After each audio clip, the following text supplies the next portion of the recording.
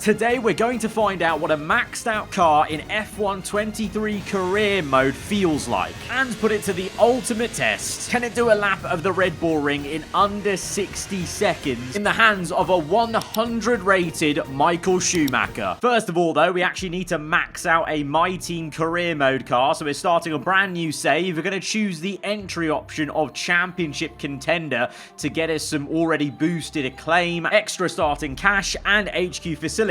Not that it's going to matter too much in terms of those regards, but choosing Championship Contender does open up the choice to then sign a My Team icon off the bat for the beginning of this career mode save. And that's crucial because we can sign Michael Schumacher 95 rated straight to our team. We've chosen the Ferrari power unit because at the start of the current F1 23 My Team saves, the Ferrari has the best out and out performance stats. Durability is a bit low, but that won't matter because we're going to be maxing out the durability department obviously and all the R&D on that side of the car, but that will give us the best engine possible in a season 1 save scenario. And like I said, cash and R&D is not going to be a problem because as usual with these experiments on the F1 game, we've got 1 million R&D, $1 billion to spend, so we can immediately go and buy every single HQ facility. It's literally Lawrence Stroll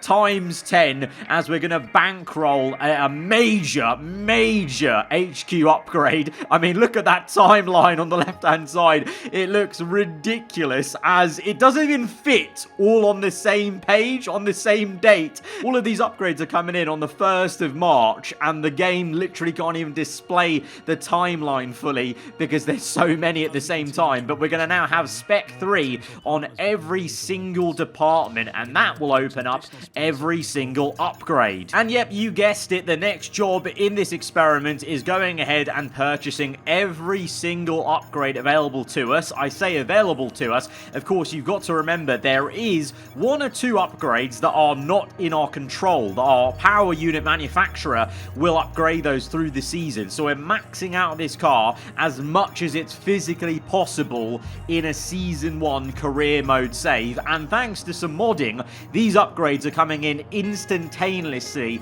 as we purchase them. So we're going to have a maxed out car from the get-go for round 1 to really see how ridiculous a maxed out car is compared to the base cars the official Formula 1 teams start off with in season 1. As you can see, the only upgrades we don't have are 2 engine power upgrades and a bunch of durability upgrades. The rest of them, 24 out of 24 for aerodynamics, 23 out of 23 for chassis, 21 out of 23 for powertrain. Like I said, 2 missing that Ferrari have to eventually develop later in the season, so we can't help that. And the same thing for durability, we're missing 5 upgrades on that. But in terms of out and out performance, this is the maxed out F1 23 My Team car. Team money bags for the win. I mean, you can see on the R&D chart when we look at the performance, absolute stonks going into the first round in terms of a winter break into this brand new season in this save. We're pretty much, I would say, 3 times the fuel spread. So that's the gap from Red Bull to AlphaTauri. We are 3 times higher than Red Bull, and it shows in the result because Michael Schumacher returns to Formula 1 here in this save, and he picks up from where he left off in his prime at Ferrari, dominating the competition over a minute ahead of most of the field in every single race. In some cases, myself and him have lapped the entire field, and this is simulating the race, and we know simulated races actually go at a slower pace than in reality it would do. So the pace could be even more ridiculous in reality when you actually play through the Grand Prix. I mean, just look at this graph, just a straight line of where the maxed out performance is, you know, over 1000 on the performance index on the axis on the left, and then, you know, the teams around us, they have upgraded, but it's really negligible compared to what we've got. And now it's time for the moment that I think a lot of you have been waiting for. It's time to put in 100 rated Michael Schumacher into this car around the Austrian Grand Prix in qualifying. trying to see what he can do. Now, of course, Michael Schumacher, a base performance of 95 in the game, and then boosted to 100 with the personnel. He's got 95 focus. So in theory, this is a very focused 100 rated AI we've got here of Schumacher driving a Ferrari-powered maxed out car. It's just meant to be. And so here we go. We're going to zoom in whilst we spectate his lap on board. And already you can get the sense that this car is rapid in a straight line. Obviously, all the drag reduction updates and then all the engine power updates as well, and a lightweight chassis. He's topping out to 8th gear so early. It's almost like he wants to pull for a 9th gear that's not there. Engineered insanity on the Halo. It very much is engineered insanity with his maxed out car in terms of the realm of speed versus actual reality of F1 cars in 2023. A little bit of traffic with the Williams there, so that might affect his lap time. In terms of stability, this is the most stable car I've ever seen. There is no soaring away at the wheel. There's no oversteer moments. It's a pin-perfect drive, as it would be. A perfectly balanced chassis, the maximum downforce you could want, and he's ringing the neck out the car through the final 2 corners. No track limits issues for Michael Schumacher, of course, and it's going to be a 1:01.262, so not quite a sub 60-second lap around Austria, but pretty damn close.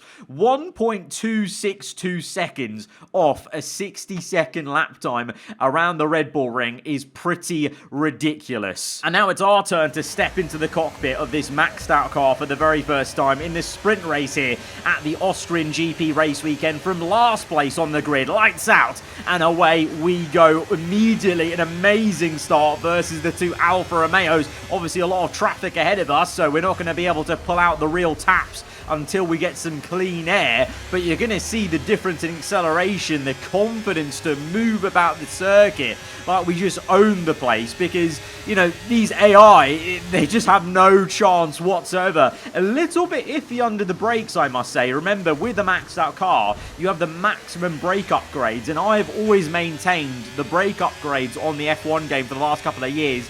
They actually sometimes make the braking a little bit worse because there's so much pressure going onto the brake pads. You really need to change this setup to try and allow for the extra power you've got in the brakes. I'm doing this on a default setup, so there's quite a few times where the brakes were very easy to lock simply because the car is coming at the corner so much quicker, and then also your braking, the power under your left foot is so much more. But we're already up to P12, so we've gone up, you know, half the grid pretty much in, well, that was like half a lap pretty much of the Red Bull Ring. A big train ahead of us from P11 up to about, you know, I think P7. So plenty of cars to overtake in this next sector before we get some clean air. We're going to dive down the inside of the McLaren and the Aston Martin, try and get 2 for 1. The Aston gets the better entry, but we just get a ridiculous exit. And very much like last year's game, I feel like a lot of the speed and performance of the maxed out car with this new era of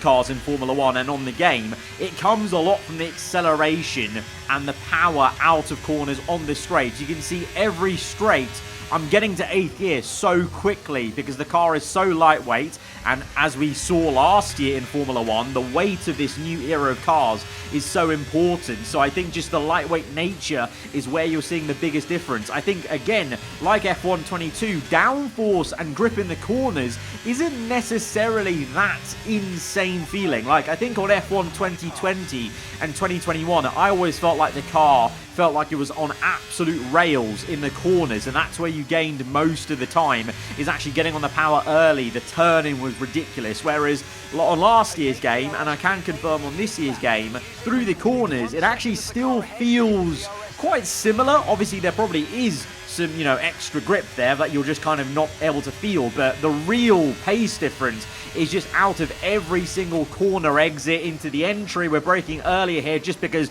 the two Red Bulls are making contact with each other, just like they did in the sprint race in real life at the Austrian Grand Prix just gone, but we're able to overtake them two and then get Russell on the same straight. He's got DRS open, but it's going to be no bother. We go down the inside and we just have that extra oomph and acceleration out the corner to get up into P4, into clean air, and it's only been 3 laps. Now, obviously, with the traffic, the two Ferraris have actually got away from us a little bit, so we'll go chasing after them, but eventually we will catch them, and then we'll be in second place, and we can see how far up the order Michael Schumacher has got versus his old Ferrari team, Leclerc and Sainz, swapping positions. We're going to gain into this corner and then try and get Sainz on the exit, and if we're lucky, we might get Leclerc by the end of this straight. 7/10 ahead of us. We're going to close that up by the time we get to the brake zone. We're going to brake a little early just to not make a contact and overtake him. Leclerc, pretty defenseless. He pretty much just waves us by.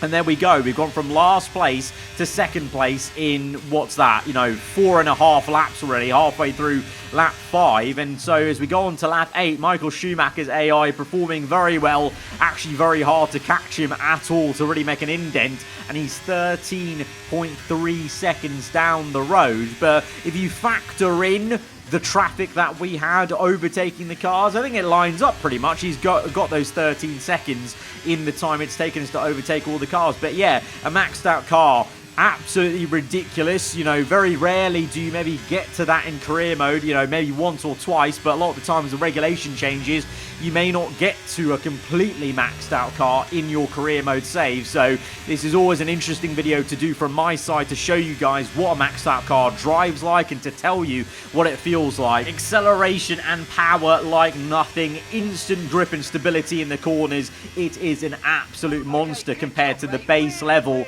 career mode cars that you start off with. So guys, if you have enjoyed the video, be sure to hit the like button. Let me know what you thought in the comments below. If you're around here, then do get subscribed for weekly Formula 1 content. I'll see you guys next time. Goodbye.